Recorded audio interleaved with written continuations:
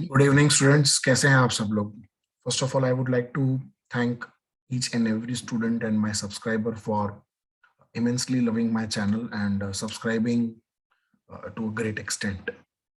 अब ये वीडियो जो है आज का वो स्पेशली उन स्टूडेंट्स के लिए है जो कंटिन्यूअसली दे वर आस्किंग कि सर अगर हमें फाइनल अकाउंट्स चैप्टर जो है 11th स्टैंडर्ड के अंदर जो कॉमर्स में आता है, अगर उसकी एडजस्टमेंट्स के बारे में आप हमें थोड़ा इन डिटेल समझा सकें तो प्लीज उसका एक वीडियो जरूर रिकॉर्ड कीजिए। तो so here we are students, आपकी बहुत ज्यादा डिमांड के ऊपर I am bringing you this particular video. Video start करने से पहले अगर आपने सब्सक्राइब नहीं किया तो प्लीज सब्सक्राइब जरूर कर देना, लाइक जरूर कर देना वीडियो देखने के बाद, and please give me your valuable comments for improving, as well as thank you very much for continuously supporting my channel. तो आइए स्टूडेंट्स शुरू करते हैं एडजस्टमेंट्स ऑफ फाइनल अकाउंट्स, और यू कैन से फाइनेंशियल स्टेटमेंट्स। देखिए, ऐसे तो बहुत सारे जगहों पे फाइनेंशियल स्टेटमेंट्स बनाने पड़ते हैं, जैसे कि सोल प्रोप्राइटरशिप फॉर्म हो गया, पार्टनरशिप फॉर्म हो गया, कंपनी हो गया। बट 11th कॉमर्स की अगर मैं स्पेसिफिकली स्टूडेंट्स आपके साथ बात करूं, in 11th commerce we are only supposed to prepare the financial statements for only and only sole proprietorship firm। बराबर, मतलब there is only single owner, एक ही ओनर है, उसके हमें फाइनेंशियल स्टेटमेंट्स बनाने हैं। और अगर ये फाइनेंशियल स्टेटमेंट्स की अगर मैं बात करूं, देखो मैं हमेशा अकाउंटिंग को है ना, अकाउंट्स को एक एक एक ट्री की तरह मानता हूँ, या एक बिल्डिंग की तरह मानता हूँ कि बिल्डिंग का अगर जो बेस है अगर वो पक्का होगा तो आपको आने वाले जो फ्लोर्स आप बांधोगे बिल्डिंग के ऊपर, it is going to be very great, उसमें कोई प्रॉब्लम नहीं आएगी। जैसे कि अकाउंट्स का सबसे इंपॉर्टेंट बेस है वो है तुम्हारा जर्नल एंट्रीज। अगर तुम्हारी जर्नल एंट्रीज प्रॉपरली तुम्हें आती हैं, कोई प्रॉब्लम नहीं है, तो there won't be any problem. उसके बाद आती है तुम्हारी सारी सब्सिडियरी बुक, सारी, उसमें आप कैश बुक बोल लो, purchase book, sales book, purchase return, sales return, bills receivable book, bills payable book, every book. उसके बाद आता है इन सब बुक्स में से, स्पेशली ये सब्सिडियरी और जर्नल में से लेजर बनाना, लेजर में से इसको पोस्टिंग देना, the posting on the debit and the credit side. Posting के बाद होता है हर अकाउंट का बैलेंस निकालना, बैलेंस निकालने के बाद इसको ट्रायल बैलेंस में कन्वर्ट करना, और ट्रायल बैलेंस बनाने के बाद इसमें से हम फाइनेंशियल स्टेटमेंट्स बनाते हैं जिनके नाम है trading account, profit and loss account and balance sheet. These are the three financial statements which we are going to prepare for this particular chapter, students. अब पहले तीनों के बारे में, जो तीनों जो स्टेटमेंट्स हैं उनके बारे में आपको थोड़ा शॉर्ट में समझा देता हूँ, क्योंकि ये वीडियो स्पेशली मैं एडजस्टमेंट्स के लिए बना रहा हूँ। फॉर्मेट्स वगैरह तो you can easily C from your text book, nothing ना वो डिफिकल्ट नहीं है। बट अगर आप चाहते हो कि फॉर्मेट के लिए भी मैं एक अलग से वीडियो बनाऊँ, तो प्लीज स्टूडेंट्स आप मुझे कमेंट सेक्शन में कमेंट करके भी बता सकते हैं। तो बहुत जल्दी देख लेते हैं। सबसे पहले बात करता हूं मैं ट्रेडिंग अकाउंट की। तो आपका ट्रेडिंग अकाउंट है, as the name suggest, trading account is that account which contains all the you can say entries और the accounts related to purchase and sale of goods, that's it. इसमें opening stock होता है, purchase होता है, purchase के expenses होते हैं जैसे कि wages, carriage inward, everything on the debit side. और क्रेडिट साइड जो होता है वो होता है सेल्स एंड क्लोजिंग स्टॉक, बराबर। सो डेबिट साइड में जितने भी गुड्स कम्स इन है वो सारे, और क्रेडिट साइड जितने भी गुड्स गोज आउट हैं वो सारे, ठीक है। So that is trading account, and trading account gives you GP, that is gross profit. The second, students, is your profit and loss account. Profit and loss account is purely a nominal account, जिसमें आप सारे expenses debit करते हो, बराबर, losses debit करते हो, और सारे इनकम्स आप क्रेडिट करते हो, ठीक है। एंड मोस्ट इंपॉर्टेंटली जो भी ग्रॉस प्रॉफिट या सपोज अगर ग्रॉस लॉस आया, that is transfer to PNL account. फिर ये ग्रॉस प्रॉफिट या ग्रॉस लॉस जो भी है, उसमें सारे इनकम्स ऐड होकर एक्सपेंसेस माइनस होते हैं, और हमें मिलता है हमारा नेट प्रॉफिट, एनपी। इस नेट प्रॉफिट को फाइनली हम लोग क्या करते हैं, कैपिटल में ऐड करते हैं, जो कि हमारा तीसरा स्टेटमेंट है जिसका नाम है बैलेंस शीट, ठीक है। Students, let me tell you, ये दोनों अकाउंट्स हैं, ट्रेडिंग एंड पीएनएल। लेकिन बैलेंस शीट एक अकाउंट नहीं, बैलेंस शीट एक स्टेटमेंट है, एक ऐसी स्टेटमेंट है जिससे कंपनी की liabilities, rather I must say capital liabilities and assets के बारे में पता चलता है। ठीक है, कि कंपनी की टोटल लायबिलिटीज और टोटल असेट्स ये दोनों मैच होने चाहिए। इन लायबिलिटीज को हम लोग सोर्स ऑफ फंड्स भी बोलते हैं, जिससे बिजनेस को पैसा मिलता है, और ये जो एसेट्स है इन्हें हम एप्लीकेशन ऑफ फंड्स बोलते हैं। तो दिस शुड ऑलवेज मैच, जितना भी आपका फंड का सोर्स है सामने उतना एप्लीकेशन होना ही चाहिए, तो ये आपकी कैपिटल लायबिलिटी और आपके एसेट्स मैच होंगे। ठीक है, asset is equals to C plus L, ये एक अकाउंटिंग इक्वेशन है जो हम आगे के चैप्टर्स पार्ट 1 में भी पढ़े थे students. This is your accounting equation, most important. So balance sheet tallies because A is equals to C plus L, और balance sheet tallies also because of one more reason, because your trial balance tallies. अगर आपका trial balance tally होता है तो ही आपकी balance sheet tally होगी, वरना आपकी बैलेंस शीट भी टैली नहीं होगी। If your trial balance shows suspense then suspense account, if trial balance में सस्पेंस डेबिट है तो वो असेट्स में आएगा, और अगर ट्रायल बैलेंस में क्रेडिट साइड है तो वो लायबिलिटी साइड है। बट नॉर्मली हम रेक्टिफिकेशन ऑफ एरर चैप्टर भी पढ़े हैं, उसमें हम सस्पेंस को क्लोज भी करना सीखे हैं स्टूडेंट्स। तो सस्पेंस नॉर्मली तभी होता है जब कोई एरर होती है और उसको हमें रेक्टिफाई करके चेंज करना होता है। खैर, इसके बारे में भी वो अलग से चैप्टर है, इसके बारे में डिटेल में नहीं समझते। So balance sheet has assets, liabilities, okay, which should always match. The source of fund should be application of funds. अब स्टूडेंट्स यहाँ पर इस चैप्टर में एक जो बहुत इंपॉर्टेंट कैच है वो है एडजस्टमेंट्स का। ठीक है, सबसे पहले तो एडजस्टमेंट्स होती क्या है? एडजस्टमेंट का मतलब होता है कि हमने सब कुछ कर दिया, हमने जर्नल, सब्सिडियरी, सब कुछ, ledger, posting, balance, trial balance, सब कुछ बना दिया, लेकिन कुछ चीजें रिकॉर्ड करना रह गई, या कुछ चीजें हमने गलती से कुछ और रिकॉर्ड कर दिया, कहीं और रिकॉर्ड करना था, एरर हो गया। तो ये सारी चीजें होती है एडजस्टमेंट्स। अब मैंने आपको शायद अभी कुछ देर पहले ही बताया कि बैलेंस शीट टैली क्यों होती है। बैलेंस शीट टैली होती है क्योंकि ये आपका ट्रायल बैलेंस टैली होता है, और ट्रायल बैलेंस टैली इसीलिए होता है क्योंकि हम हर चीज की दो इफेक्ट देते हैं, एक डेबिट और एक क्रेडिट। आप सोचो, हमने सिर्फ डेबिट इफेक्ट दी, क्रेडिट इफेक्ट नहीं दी, या क्रेडिट इफेक्ट दी, डेबिट इफेक्ट नहीं दी, तो तुम्हारा ट्रायल बैलेंस कभी भी टैली नहीं होगा।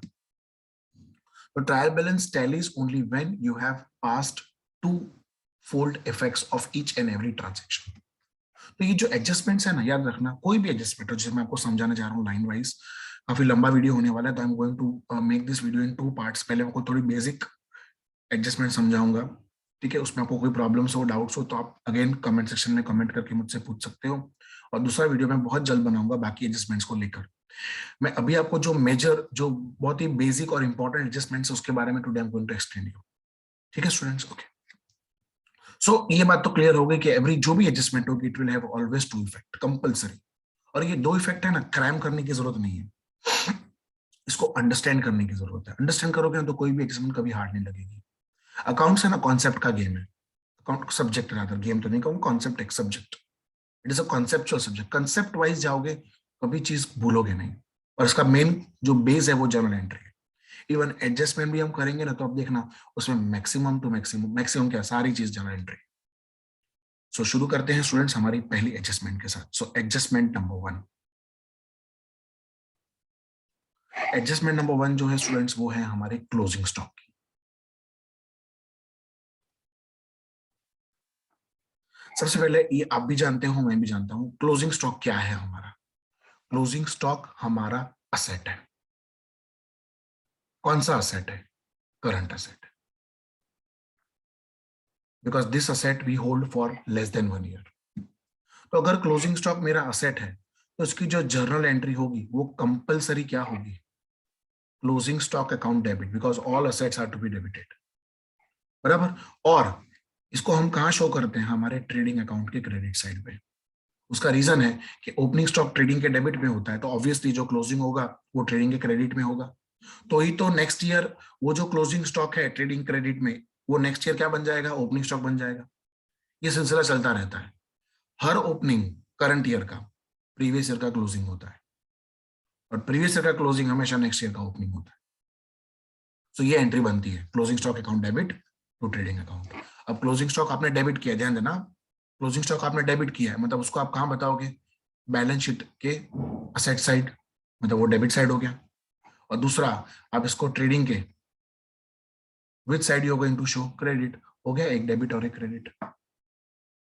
सो इट्स वेरी सिंपल स्टूडेंट्स, अगर मैं क्लोजिंग स्टॉक बताना चाहूँ तो ये तुम्हारा ट्रेडिंग है, ये तुम्हारा बैलेंस शीट है, ये तुम्हारा ट्रेडिंग अकाउंट है, this is your debit side, this is your credit side, this is your balance sheet, this is your liability and assets. So एक आएगा इधर क्रेडिट साइड पे by closing stock, let us say closing stock is 10,000, और balance sheet में asset side पे ये तुम्हारे non current assets और ये तुम्हारे करंट असेट्स, उसके अंदर तुम्हारा closing stock 10,000. So you can see one effect is debit and another effect is credit. Fine students, so this was your very first adjustment, closing stock. Very simple. Closing stock asset side. Closing stock is that stock which is not yet sold, जो अभी बेचा नहीं है, इसलिए trading के credit side जो हमारे पास अभी भी हमारे पास पड़ा हुआ है. This was your first adjustment, students, closing stock. Now I'll talk about adjustment number 2. Now the adjustment number 2 जो है students वो है outstanding performance नहीं, it is outstanding income और outstanding expenses students. तो students पहले हम लोग बात कर लेते हैं outstanding expense. See when you say outstanding expense, outstanding का मतलब क्या होता है कि अभी भी मुझे ये एक्सपेंस पे करना बाकी है. See when you say expense is outstanding, इसका मतलब these expenses are payable, आपको पे करना है, आपको देना है. हाँ, and all payables हमें पता है वो सारी की सारी हमारी क्या होती हैं बेटा, liabilities होती हैं, because they are payable, हमें पे करना है, we have to pay. So if outstanding expenses are payables and if they are our liabilities, तो इसका मतलब ये हुआ कि ये बात तो कंफर्म हो गई कि आउटस्टैंडिंग एक्सपेंसेस मुझे क्रेडिट करने हैं स्टूडेंट्स, ये कंफर्म है. अब अगर आउटस्टैंडिंग एक्सपेंसेस क्रेडिट होते हैं, है ना, and if they are recorded on the liability side of the balance sheet, that is one is a credit effect, तो एक और डेबिट इफेक्ट देनी पड़ेगी मुझे. तो डेबिट इफेक्ट कहाँ आएगी, ये सारे आउटस्टैंडिंग एक्सपेंस तुम्हारे एक्सपेंसेस अकाउंट में डेबिट होते हैं, क्योंकि ये सारे आउटस्टैंडिंग एक्सपेंस में प्लस होते हैं ऑन द P&L अकाउंट और trading account, whatever the account is, जहां भी वो एक्सपेंस है वो उस अकाउंट में क्या होते हैं बेटा, डेबिट होते हैं. अब इसके पीछे का मैं आपको लॉजिक समझाता हूँ, लॉजिक समझो, गोखने का नहीं. बहुत लोग गोखा देते हैं, आउटस्टैंडिंग हो तो प्लस करवानो, प्री हो तो माइनस करवानो, इस सब गोखने की जरूरत नहीं है, समझने की जरूरत है, कॉन्सेप्चुअलाइज होने की जरूरत है स्टूडेंट्स. अब आपको क्राइमिंग से दूर हो जाओ, जितना क्राइम करोगे उतना भूलते जाओगे, जितना अंडरस्टैंड करोगे वो चीज हमेशा आपके दिमाग में रहेगी. अब सुनो इसके पीछे कॉन्सेप्ट क्या है. इसके पीछे कॉन्सेप्ट ये है, एक्चुअली अकाउंटिंग कॉन्सेप्ट है, उसके बारे में अभी हम बात नहीं करेंगे, मैं आपको उसका कॉन्सेप्ट का जो मेन समरी है that I will explain. Accounting concept ये कहता है कि आप ट्रेडिंग और प्रॉफिट एंड लॉस अकाउंट में जो भी एक्सपेंसेस या इनकम रिकॉर्ड करते हो वो हमेशा रिकॉर्ड करना होता है हमें अक्रूवल बेसिस पे.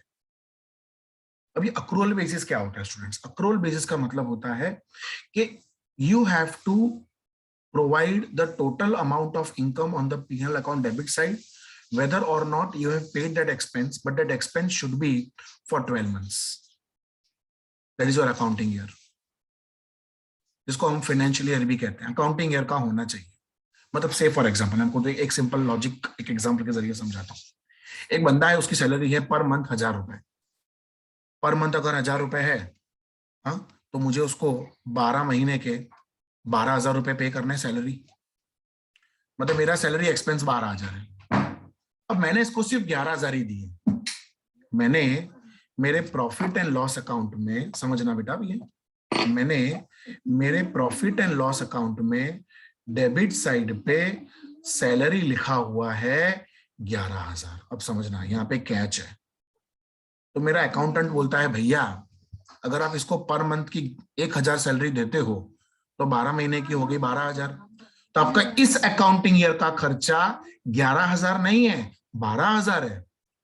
तो बोलेगा सर आपको इसमें ये 1,000 रुपए जो आउटस्टैंडिंग है वो आपको यहाँ पे ऐड करने पड़ेंगे. तब जाकर तुम तुम्हारे प्रॉफिट एंड लॉस अकाउंट में यहाँ पर क्या लिख सकते हो, 12,000 लिख सकते हो। अब आप बोलोगे सर ये तो हमने पे किया ही नहीं है, अभी तो ये आउटस्टैंडिंग है, और ये आउटस्टैंडिंग है तभी तो ये पेएबल है, ये पेएबल है तभी तो ये लायबिलिटी है। तो एक इफेक्ट तुमने डेबिट साइड दी, दूसरी इफेक्ट तुम्हें देनी है बैलेंस शीट की लायबिलिटी असेट, और यहाँ पे मैं लिखूंगा under the heading current liability outstanding salary 1,000 रुपए, बात खत्म। तो एक इफेक्ट होगी तुम्हारी डेबिट और एक होगी लायबिलिटी में तुम्हारी effect credit. So one is debit, one is credit. So whenever there is an outstanding expense which is to be paid, it is a payable, it is a liability, and these liabilities are added to your expense account। फिर वो salary हो, rent हो, जो भी, मैंने at least generalise कर दिया expense, कोई भी एक्सपेंस हो वो डेबिट होता है और आउटस्टैंडिंग एक्सपेंस क्रेडिट होता है। मतलब वो एक्सपेंस पीएनएल में ऐड होता है या ट्रेडिंग में, सपोज अगर वेजेस होता तो पीएनएल ट्रेडिंग में जाता, ठीक है। सो आउटस्टैंडिंग हमेशा ऐड होता है और वो हमारी क्या है, लायबिलिटी, ठीक है। अब दूसरी जो एडजस्टमेंट है, जैसे ये आउटस्टैंडिंग एक्सपेंस है, ऐसे ही कभी कभी हमारी आउटस्टैंडिंग इनकम्स भी होती है स्टूडेंट्स। तो मैं बात करूंगा adjustment number 3 for outstanding incomes. अब जैसे हमें 12 महीने के एक्सपेंस रिकॉर्ड करने होते हैं, उस तरह से हमारे 12 महीने की इनकम रिकॉर्ड करनी होती है, क्रेडिट करनी होती है। अब ये आउटस्टैंडिंग इनकम है, मतलब मुझे वो अकाउंटिंग ईयर में वो इनकम नहीं मिली, इसलिए वो आउटस्टैंडिंग है।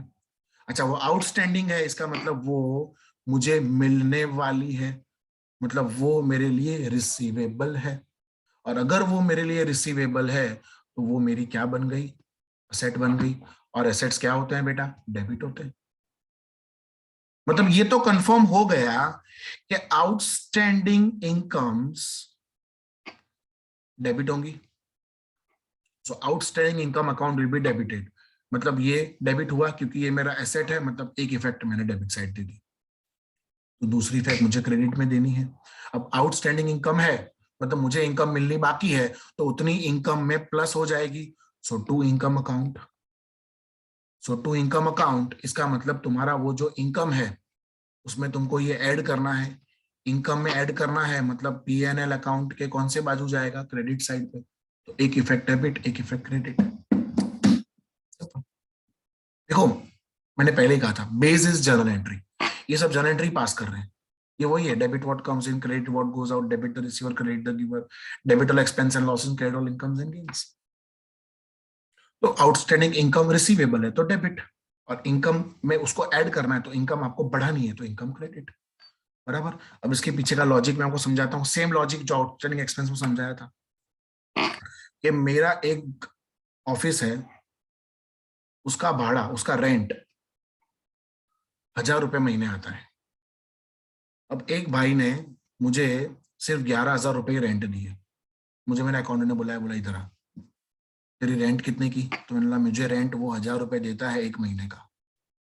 तो अकाउंटेंट बोलता है ठीक है, इसका मतलब 12,000 तुम्हें रेंट मिलना चाहिए, बट तुमने तो 11,000 ही लिखा है। मैंने कहा हाँ यार 1,000 बाकी है। बोले बाकी है ना, तो अकाउंट्स हमेशा अक्रूवल बेसिस पे होता है, मतलब your 1,000 rent is accrued, accrued means it is outstanding, तुम्हें उससे लेना बाकी है तो ले लो, लेके यहाँ पे आउटस्टैंडिंग इनकम्स हम लोग यहाँ पे ऐड कर देंगे 1,000, मतलब मेरी करंट ईयर की इनकम होगी 12,000, भले ये 1,000 रुपए नहीं मिले, इसलिए हम ये 1,000 रुपए कहाँ लिखेंगे, बैलेंस शीट में asset side under the heading current assets outstanding rent 1,000 rupees. तो अब देख सकते हो बेटा, ये एक इफेक्ट हो गई तुम्हारी क्रेडिट और ये एक इफेक्ट हो गई तुम्हारी असेट में डेबिट। फिर नेक्स्ट ईयर जब रेंट मिलेगा ना, तो वो उस नेक्स्ट ईयर की बात कर रहा हूँ, नेक्स्ट ईयर जब ये रेंट मिलेगा ना, तो जो भी रेंट मिला होगा उसमें 1,000 रुपए प्रीवियस ईयर के मिले होंगे, मतलब इस साल के। मान लो ये तुम्हारा 2020-21 है, उसने 1,000 रुपए रेंट तुमको 2021-22 में दिए, तो उसमें उसने तुमको कितने दिए होंगे पता है, तुमको उसमें उसने दिए होंगे 13,000। कैसे 13,000, 12,000 ये पूरे साल के, 10,000 रुपए आउटस्टैंडिंग। बट फिर अकाउंटेंट को बोलेगा, बोलेगा इधर आ, इधर आ, इधर आ, तेरे महीने का रेंट कितना, मैंने बोला 1,000 रुपए, तो 12 महीने का, तो बोले 12,000 रुपए, तो ये 1,000 बोले, तो बोले तो लास्ट मंथ का आउटस्टैंडिंग था, तो लास्ट मंथ का आउटस्टैंडिंग था ना, तो वो माइनस करके हम लोग रेंट बताएंगे 12,000 रुपए। ये तो नेक्स्ट ईयर की बात थी, अभी इसमें इतना नहीं घुसते, बट ये तुमको बताया। ये सिलसिला यूं ही चलता रहता है, ठीक है। और ये जो मैंने को बताया ना, ये बहुत इंपॉर्टेंट बात बताई, बट अभी उसका इंपॉर्टेंस आपको समझ में नहीं आएगा क्योंकि अभी इसका कोई काम है नहीं, बट ये एक लॉजिक है जो आपको समझना बेटा बहुत बहुत जरूरी था। I hope you are understanding everything students. So ये थी हमारी तीसरी adjustment, outstanding income. So outstanding income receivable है, असेट, और आउटस्टैंडिंग एक्सपेंस मेरी क्या है, पेएबल है, मतलब वो मेरी लायबिलिटी। नाउ द थर्ड के बाद, now the fourth adjustment, adjustment number 4। Adjustment number 4 is about prepaid expense. मैंने पहले से एक्सपेंस पे कर दिया, मेरे पास बहुत पैसा है, मैंने नेक्स्ट ईयर का खर्चा भी इस साल दे दिया, बोलो अब मैंने एक्सपेंस पे कर दिया है, पर मुझे उसके पास से सर्विस लेनी बाकी है। मतलब से फॉर एग्जांपल किसी बंदे की सैलरी 1,000 रुपये महीना है तो 12 महीने की 12,000 है, बट मैंने उसको 1 महीने की एक्स्ट्रा सैलरी दे दी कि ले मेरा 13,000, पर मुझे उससे 1 महीने का जो सर्विस है वो मिलना बाकी है। सो प्रीपेड एक्सपेंस मेरे लिए क्या है, प्रीपेड एक्सपेंस मेरे लिए एक तरह का रिसीवेबल है, because I have to receive the person service. फिर अगर मान लो मैंने सैलरी पहले से पे कर दी तो मुझे उसकी सर्विस मिलेगी, मैंने रेंट पहले से पे करके तो मुझे वो जो भी बिल्डिंग या जो भी मैंने रेंट पे लिया है उसकी मुझे 1 महीने का उसका पोजीशन मिलेगा।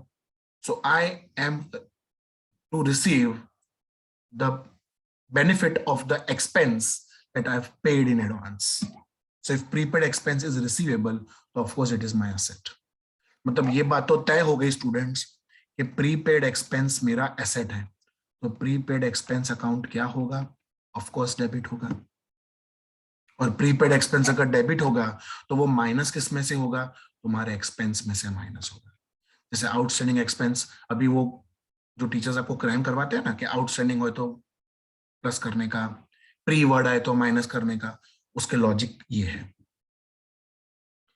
ठीक है। सो प्रीपेड एक्सपेंस डेबिट हुआ मतलब वो गया तुम्हारे एसेट साइड, मतलब डेबिट साइड, और तुम्हारा एक्सपेंस में से बेटा माइनस हो गया, एक्सपेंस में से माइनस हो गया मतलब तुम्हारा जो पीएनएल व्हाटएवर, पीएनएल डेबिट होगा तो डेबिट में से माइनस होगा, और डेबिट में से माइनस हुआ मतलब वो कौन सी इफेक्ट होगी, क्रेडिट इफेक्ट। स्टूडेंट्स ये चीज याद रखना, डेबिट में से माइनस करते हो मतलब वो क्रेडिट इफेक्ट है, और क्रेडिट में से माइनस करते हो मतलब वो डेबिट इफेक्ट है, ऑपोजिट हो गया। ये चीज खास याद रखना। और अगर प्लस करते हो तो मुझे बोलने की जरूरत ही नहीं है, डेबिट में प्लस किया मतलब वो डेबिट इफेक्टिव हुई, क्रेडिट में प्लस किया मतलब वो क्रेडिट इफेक्टिव हुई, ठीक है। ये समझना बहुत जरूरी है एडजस्टमेंट जब आप कर रहे हो, बराबर। मैं आपको एक एग्जांपल देके समझाता हूँ, यही सेम एग्जांपल ले लेते हैं। ये तुम्हारा प्रॉफिट एंड लॉस अकाउंट है, ये तुम्हारा डेबिट साइड है एक्सपेंस, ये तुम्हारा क्रेडिट साइड है इनकम, और ये तुम्हारी बैलेंस शीट है, ये लायबिलिटीज है, ये असेट्स है बेटा। मैंने एक बंदे को सैलरी दी 13,000 रुपए, मतलब 1,000 रुपए पर मंथ इंटू 12, मतलब मुझे उसको 12,000 की सैलरी देनी थी। मुझे अकाउंटेंट ने बुलाया, मैं गया, मैंने बोला बोलो सर ये तुमने 13,000 क्यों दिया, 1 महीने का मैंने एडवांस दे दिया, बहुत पैसा है मेरे पास। तो बोलेगा ऐसा नहीं कर सकते, भले आपके पास पैसा है, आपने भले पहले से उसको सैलरी दे दी, लेकिन आपका इस साल का खर्चा 12,000 है, तो अगर इस साल का खर्चा 12,000 है तो ये तुम्हें नेक्स्ट ईयर के लिए ले जाना पड़ेगा। तो यहाँ पर मैं लिखूंगा प्रीपेड सैलरी 1,000, और आउटर कॉलम में लिखूंगा मैं 12,000। और ये जो डेबिट में से माइनस किया मतलब ये कौन सी इफेक्ट हुई, मेरी क्रेडिट इफेक्ट। दूसरी इफेक्ट कहाँ जाएगी, तुम्हारी बैलेंस शीट में asset side, under the heading current assets, prepaid salary 1,000 हो गई, एसेट मतलब डेबिट साइड, और एक इफेक्ट क्रेडिट। उसी तरह जैसे प्री पेड एक्सपेंसेस होते हैं, ऐसे ही प्री रिसीव्ड इनकम होती है, जिसको हम इनकम रिसीव्ड इन एडवांस भी बोलते हैं। It is also called income received in advance. Adjustment number 5, income received in advance, और it is also called pre received income, जो बोल रहा हूं दोनों नाम सही है। अब इनकम रिसीव्ड इन एडवांस, मुझे पहले से ही इनकम मिल चुकी है, मुझे पहले से ही किसी ने रेंट दे दिया, मुझे पहले से किसी ने कमीशन दे दी, पर मैंने अभी उनको सर्विस दी नहीं है, मतलब मुझे उन सबको सर्विस देनी है, मतलब वो मेरे लिए क्या हो गए, पेएबल्स हो गए, मुझे उनको सर्विस देनी है, I am payable to them because they have given in advance income to me. तो मेरे सर पे एक भार है, अरे यार मुझे उनको, उसने मेरे को पहले से ही रेंट दे दिया है, मतलब मुझे उसको 1 महीना या वट जो भी एडवांस उसने दिया है उतने महीने के लिए मुझे उसको बिल्डिंग देनी पड़ेगी, या जो भी लैंड है वट, तो ये पेएबल है, मतलब वो मेरी क्या हो गई, लायबिलिटीज हो गई बेटा। लायबिलिटीज क्या होती हैं, क्रेडिट होती है। मतलब ये तो तय हो गया कि two income received in advance और प्री रिसीव्ड इनकम, ये क्रेडिट होगा, confirmed, because it is liability. तो डेबिट कहाँ होगा, of course income account debit होगा, मतलब तुम्हारा इनकम में से माइनस होगा, मतलब profit and loss account credit में से माइनस। सो क्रेडिट में से माइनस मतलब ये डेबिट इफेक्ट हो गई, not necessary PNL, it can be trading also. उसी तरह से प्री रिसीव्ड इनकम तुम्हारी लायबिलिटी है, बिकॉज आपको अभी तक उसको अभी उसको सर्विस देनी बाकी है, सो इट इज क्रेडिट। तो एक इफेक्ट डेबिट, एक इफेक्ट क्रेडिट। मैंने पहले ही बोल दिया एडजस्टमेंट की 2 इफेक्ट करके ही आगे बढ़ना है। अब इसका एग्जांपल सेम चीज ले लेते हैं कि मैंने किसी को रेंट मतलब भाड़े पे मेरा ऑफिस का बिल्डिंग दे दिया, और उसने मुझे 1,000 रुपए पर मंथ का रेंट देना था, तो 12 महीने का होता है 12,000, और उसने मुझे रेंट दिया 13,000 रुपए। अब समझ गए कि क्या होगा मेरे साथ, मुझे किसने बुलाया होगा, मुझे अकाउंटेंट ने बुलाया, बोले इधर आओ, तुमने किसी को रेंट पे कुछ दिया है, मैंने बोला हाँ, कितना रेंट है, मैंने बोला 1,000 रुपए पर मंथ, तो बोले 12 महीने का 12,000 होता, तो तुमने 13,000 लिखा है। बोला हाँ यार उसके पास बहुत पैसा था, उसने मुझे 1,000 रुपए दे दिए एडवांस में। बोले ना चले, ये तुम्हें पहले से ही मिल गया है, इट इज प्री रिसीव्ड, तो ये प्री रिसीव्ड 1,000 रुपए यहाँ से माइनस करो, और 12,000 ही तुम्हारी इनकम है इस महीने की, इस साल की, सॉरी। तो मैंने बोला कर दे भाई, तो मैंने दूसरी इफेक्ट कहाँ देगा, तो बोले एक इफेक्ट मैंने क्रेडिट में से माइनस किया, मतलब मैंने इफेक्ट डेबिट, तो दूसरी इफेक्ट जाएगी मेरी लायबिलिटी में under the heading current liability, pre received rent 1,000, एक इफेक्ट क्रेडिट, दूसरी effect debit. So now if I summarise this income expense वाला टॉपिक, तो इनकम और ये एक्सपेंस, इनकम अगर आउटस्टैंडिंग है तो वो मेरे लिए रिसीवेबल है, मुझे पैसा मिलने वाला है, तो वो मेरा एसेट है। और अगर इनकम प्री रिसीव्ड है, रिसीव्ड इन एडवांस है, तो वो मेरे लिए पेएबल है, क्योंकि मेरे को सर्विस देनी बाकी है। और अगर वो मेरे लिए पेएबल है तो वो मेरी लायबिलिटीज है। सो ये डेबिट होगा, ये क्रेडिट होगा, अगर इनकम पहले से मिली हो तो, और बाकी डेबिट क्रेडिट इनकम होगी, वो मैंने आपको बता दिया। और अगर एक्सपेंस है, तो अगर वो आउटस्टैंडिंग है तो वो पेएबल है, मुझे पे करना है, पेएबल है मतलब वो मेरी लायबिलिटीज है, और अगर वो मेरी लायबिलिटीज है तो वो क्रेडिट होंगे। और अगर एक्सपेंस प्रीपेड है, पहले से मैंने पे कर दिए, तो मैंने पहले से एक्सपेंस पे कर दिया मगर मुझे अभी तक उनकी सर्विस नहीं मिली, तो वो रिसीवेबल है मेरे लिए। और अगर वो रिसीवेबल है तो वो मेरे एसेट्स हैं, एसेट्स हैं तो वो डेबिट होंगे। सो इसीलिए कोई भी आउटस्टैंडिंग, चाहे वो इनकम हो या एक्सपेंस हो, वो हमेशा प्लस होता है इन दैट एक्सपेंस। और प्री हो मतलब प्री रिसीव्ड इनकम हो या प्री पेड एक्सपेंस हो, तो वो उस इनकम या उस एक्सपेंस में से माइनस होता है। इसीलिए वो बोलते हैं कि भी प्री वर्ड आए तो माइनस करने का, और आउटस्टैंडिंग वर्ड आए तो प्लस करने का। ठीक है, और कॉन्सेप्चुअलाइज देखने जाओ तो मैंने आपको जो आगे समझाया उस कॉन्सेप्ट के हिसाब से ये इनकम और एक्सपेंसेस डेबिट क्रेडिट होते हैं based on outstanding prepaid and pre received. So I hope students these 5 adjustments are very clear. Closing stock, outstanding income, outstanding expense, prepaid expense, pre-received income. अब इस category में आगे बढ़ते हैं towards next topic, that is adjustment number 6 now. अब adjustment number 6 है students interest on capital की। देखो एक बात समझो, मैं बिजनेस का ओनर हूं, मैंने बिजनेस को क्या दिया, कैपिटल। मैंने बिजनेस को कैपिटल दिया, मैंने बोला बिजनेस ले कैपिटल, और तू चल अपने आप, तू ग्रो कर। लेकिन मैं ओनर हूं और मैंने बिजनेस को पैसा दिया, तो मैं कुछ तो रिटर्न एक्सपेक्ट करता हूं ना। तो देखो ओनर है ना, जो बिजनेस का ओनर है, उसको 2 तरह की इनकम बिजनेस से होती है। एक जो बिजनेस नफा, जिसको हम नेट प्रॉफिट बोलते हैं, वो कमाती है। ये एक ओनर की इनकम है, और बिजनेस को तो ओनर को ही पैसा देना है। और दूसरा जो ओनर की इनकम है वो है उसके कैपिटल का इंटरेस्ट। ये दो ओनर की इनकम है। तो ओनर की इनकम है मतलब बिजनेस का एक्सपेंस हो गया, क्योंकि बिजनेस को जो भी कैपिटल ओनर के पास से मिला है बिजनेस को, उसके ऊपर बिजनेस को पे करना है interest to the owner, compulsory. मतलब कंपल्सरी एडजस्टमेंट दिया होता है कि भाई इंटरेस्ट ऑन कैपिटल इज 10%, तो जो भी उसका कैपिटल होगा उसका 10% उसको इंटरेस्ट मिल जाता है। अब बोलोगे सर ऐसा बिजनेस क्यों करेगा? देखो बेटा, एक बात समझ लो, अगर मैं कहीं पैसा लगाता हूं तो मैं क्या एक्सपेक्ट करता हूँ? रिटर्न, कि मुझे रिटर्न मिलना चाहिए। और नॉर्मली बिजनेस के अंदर ये इंटरेस्ट वाला पॉइंट होना चाहिए, तो ही बिजनेस के ओनर को बिजनेस में पैसा डालने में मजा आएगा। उसको नेट प्रॉफिट तो मिल ही रहा है, नो डाउट, लेकिन अगर नेट लॉस हुआ तो उसको एक शांति तो है कि भले नेट लॉस हुआ बट इंटरेस्ट तो मुझे मिलेगा मेरे कैपिटल के ऊपर, उतनी तो मेरी इनकम होगी। तो इसका मतलब ये कंफर्म हो गया कि इंटरेस्ट ऑन कैपिटल मेरे बिजनेस का एक्सपेंस है।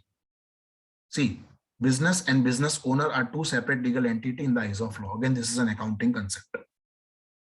तो बिजनेस के लिए जो एक्सपेंस है वो ओनर के लिए यहाँ पर इनकम होगी, बट मुझे ओनर के पॉइंट ऑफ व्यू से नहीं सोचना है, मुझे बिजनेस के पॉइंट ऑफ व्यू से सोचना है कि बिजनेस को इंटरेस्ट देना है कैपिटल के ऊपर प्रोवाइडेड बाय द ओनर। सो ये कंफर्म हो गया, interest on capital is an expense. So if interest on capital is an expense, so interest on capital account will be debited, मतलब ये जाएगा प्रॉफिट एंड लॉस अकाउंट के debit side, मतलब एक effect debit हो गई।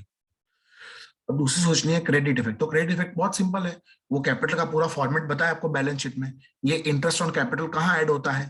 कैपिटल में। So interest on capital account debited to capital account, मतलब ये जाएगा कैपिटल में ऐड हो जाएगा बिजनेस के ओनर के। कैपिटल में ऐड मतलब लायबिलिटी साइड, लायबिलिटी मतलब क्रेडिट। सो एक डेबिट है credit.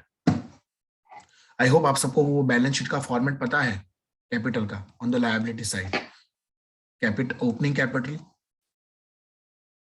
Plus additional capital plus interest on capital plus net profit, बराबर। सो ये सब देखो आप कैपिटल में ऐड हो रहा है, इंटरेस्ट ऑन कैपिटल जो है वो कैपिटल में ऐड हो रहा है, इसलिए capital increases, so capital account is credited. फिर इसके बाद क्या होता है पता है आपको? Yes, you are absolutely right. Minus drawings and minus interest on drawings. ये दोनों चीजें इसमें से माइनस हो रही है। अब ये समझाने के पीछे का मकसद है इसके बाद की एंट्री। अब ये था एडजस्टमेंट नंबर 6। अब मैं बात करता हूं एडजस्टमेंट नंबर 7। अब जैसे इंटरेस्ट ऑन कैपिटल होता है बेटा, ऐसे ही इंटरेस्ट ऑन ड्रॉइंग्स भी होता है। अब ये बात समझने जैसी है कि जो कैपिटल का इंटरेस्ट होता है स्टूडेंट्स, वो बिजनेस को पे करना पड़ता है ओनर को, लेकिन जो ड्राइंग्स का इंटरेस्ट होता है वो ओनर देता है बिजनेस को, क्योंकि ड्राइंग्स वो अमाउंट है जो बिजनेस से ओनर उठा रहा है। अब एक बात कंफर्म ये समझ लेना कि अगर उसको इंटरेस्ट ऑन कैपिटल मिल रहा है तो उसको इंटरेस्ट ऑन ड्राइंग्स भी देना पड़ेगा। दोनों चीजें वैसे वर्षा होनी चाहिए। ये एक प्रैक्टिकल बात बता रहा हूं कि अगर आपको पैसा इन्वेस्ट करने पे इंटरेस्ट मिल रहा है तो पैसा निकालने पे आपको इंटरेस्ट देना भी पड़ता है। तो ये जो इंटरेस्ट ऑन कैपिटल है ये बिजनेस को मिलता है ओनर की तरफ से on the drawings that he has made. इसका मतलब ये हुआ स्टूडेंट्स कि ये जो इंटरेस्ट ऑन ड्राइंग्स है ये मेरी क्या हो गई? इनकम। मेरी मतलब बिजनेस की इनकम। मतलब ये कंफर्म हो गया इंटरेस्ट ऑन ड्राइंग क्रेडिट होगा, मतलब ये जाएगा मेरे प्रॉफिट एंड लॉस अकाउंट के कौन सी साइड पे? क्रेडिट साइड पे, बिकॉज ये मेरी इनकम। और उसकी दूसरी इफेक्ट, उसको हम कहां से माइनस करते हैं स्टूडेंट्स? कैपिटल में से माइनस करते हैं। ध्यान से देखो सब लोग। सो कैपिटल में से माइनस किया, इसका मतलब मेरा कैपिटल रिड्यूस हो गया, so capital account would be debited. So capital account debit हुआ, मतलब तुम्हें कैपिटल में से माइनस करना है, मतलब तुम्हें लायबिलिटी में से माइनस करना है। तो लायबिलिटी में से माइनस मतलब क्रेडिट में से माइनस, और क्रेडिट में से माइनस मतलब डेबिट इफेक्ट। अब बहुत लोग बोलते हैं कि सर यहाँ पे तो ड्राइंग्स अकाउंट डेबिट नहीं होता है। चलो ड्राइंग्स अकाउंट डेबिट करते हैं। लो जैसा आप बोलो। मैं यहाँ पे कैपिटल डेबिट नहीं करता हूँ, ड्रॉइंग्स डेबिट करता हूँ, क्योंकि सबका ऐसा मानना है कि जो ड्रॉइंग्स है वो इंटरेस्ट, मतलब जो इंटरेस्ट ऑन ड्रॉइंग्स है, यहाँ पे देखो ध्यान से, अगर आप फॉर्मेट देखो तो ये जो इंटरेस्ट ऑन ड्रॉइंग्स है वो ड्रॉइंग्स में से माइनस हुआ है, मतलब ये माइनस माइनस प्लस हुआ है, मतलब ड्रॉइंग्स में इंटरेस्ट ऑन ड्रॉइंग्स प्लस हुआ है और ये दोनों ऐड होके कैपिटल में से माइनस हुए, तो बात तो वही हुई ना। तो अगर मैं यहाँ पे ड्रॉइंग्स डेबिट कर दूं, चलो आपके कहने पे मैंने ड्रॉइंग्स डेबिट कर दिया, डन, तो भी हुआ तो लायबिलिटी में से माइनस ही। और आफ्टर ऑल ये जो ड्रॉइंग्स है वो कहाँ क्लोज होता है, कैपिटल में। उसकी एंट्री क्या पास होती है जब हम कैपिटल ड्रॉइंग्स को क्लोज करते हैं कैपिटल में, उसकी एंट्री होती है capital account debited to drawings account. देखने जाओ तो ये वाला ड्रॉइंग्स और ये वाला ड्रॉइंग्स डेबिट क्रेडिट कैंसिल, तो एंट्री क्या पास हुई, capital account debit to interest on drawings. आप समझ रहे हो कि नहीं समझ रहे हो, ठीक है। सो इफ यू डेबिट, देखो टेक्निकली स्पीकिंग हमें एंट्रीज पास नहीं करनी फाइनल अकाउंट्स में, हमें क्या देनी है, इफेक्ट देनी है, एंट्री की इफेक्ट देनी है। तो कैपिटल में से माइनस करूं या ड्राइंग्स में ऐड करके कैपिटल में से माइनस करूं, बात तो एक ही है ना। मैं इंटरेस्ट ऑन ड्राइंग्स ड्राइंग्स में ऐड करके कैपिटल में से माइनस करूं या कैपिटल के फॉर्मेट में ही वो minus drawings minus interest on drawings करूं, मुझे करना तो माइनस ही है ना बेटा कैपिटल में से। Clear. So interest on drawings minus होता है कैपिटल में से, इसीलिए कैपिटल जो है वो डेबिट होता है, और इंटरेस्ट ऑन कैपिटल कैपिटल में ऐड होता है, इसलिए कैपिटल क्रेडिट होता है। और इंटरेस्ट ऑन कैपिटल बिजनेस का एक्सपेंस है तो इंटरेस्ट ऑन कैपिटल डेबिट, और इंटरेस्ट ऑन ड्राइंग्स बिजनेस का ओनर बिजनेस को देता है on the drawings that he has made, इसलिए वो क्या होगी, बिजनेस के लिए इनकम होगी। तो यहाँ पे हमने ये 7 इंपॉर्टेंट एडजस्टमेंट जो है वो समझी। अब नेक्स्ट लेक्चर जब मैं रिकॉर्ड करूंगा तो उसमें बहुत सारी चीजें होंगी, जैसे कि bad debt reserve, discount reserve on debtors, है ना, unrecorded transactions related to goods and many many many more. तो स्टूडेंट्स ये वीडियो यहाँ तक ही। आपको ये वीडियो कैसा लगा, कोई प्रॉब्लम्स, कोई डाउट्स, कोई क्वेरीज हो तो आप मुझे कमेंट सेक्शन में कमेंट करके भी पूछ सकते हो, और अगर आपको मेरा नेक्स्ट वीडियो चाहिए तो प्लीज वो भी मुझे कमेंट करके बताना। So thank you everybody, goodbye and take care.